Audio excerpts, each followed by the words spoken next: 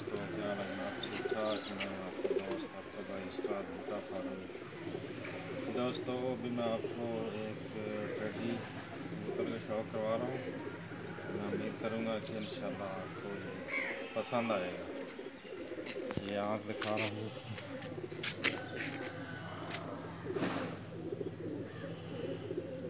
और तो कुछ दहास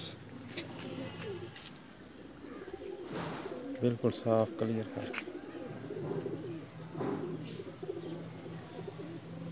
हो गई। ये कुंदा है जी इसका।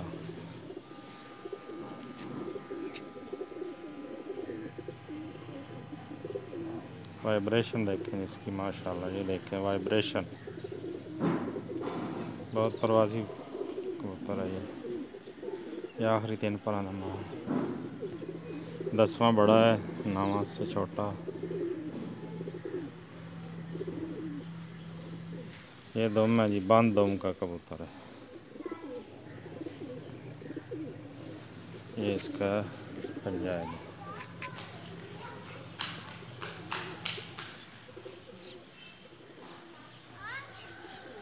ये इसकी बॉडी शेप है।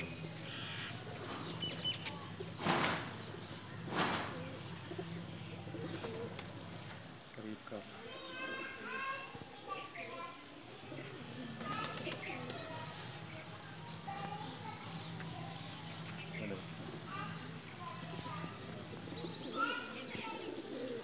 ठीक है दोस्तों, इसके साथ ही जल्द से